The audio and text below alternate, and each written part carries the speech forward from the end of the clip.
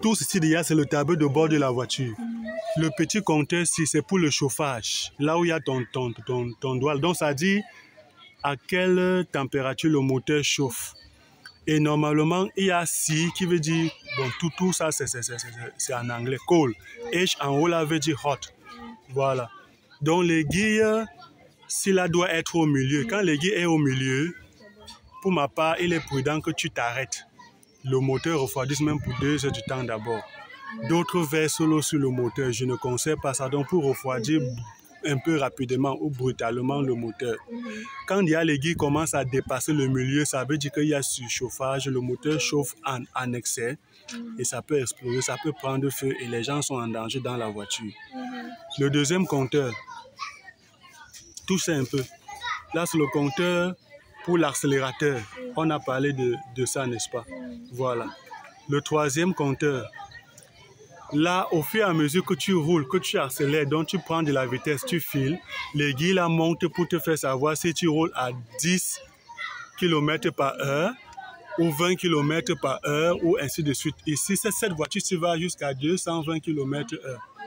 Et le dernier compteur qui est là-bas, c'est le compteur qui donne la quantité de carburant, oui, dans la voiture. Donc, I veut dire empty, F veut dire full. Très bien. Et ceci, c'est pour... Quand on parle de... Oh. Voilà, on appelle ça les voyants du clignotant. Donc, quand tu mets le clignotant à gauche, ça signale.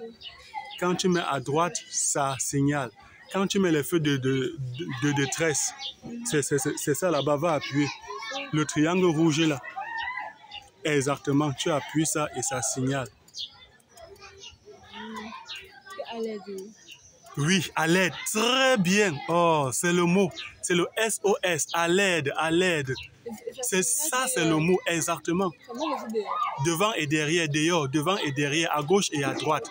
Ça veut dire à l'aide, donc c'est SOS, m'aider, m'aider. C'est un cri de détresse. Oui, ça signifie que il y a une portière de la voiture qui n'est pas fermée. Exactement. Et si tu fermes ta portière, elle va disparaître normalement. Oui. Et on met le feu de détresse lorsqu'il pleut et que tu es en train de conduire. On met aussi le feu de détresse lorsque on est au village, il y a le brouillard, tu ne vois pas bien. On met aussi le feu de détresse quand tu entres dans le tunnel.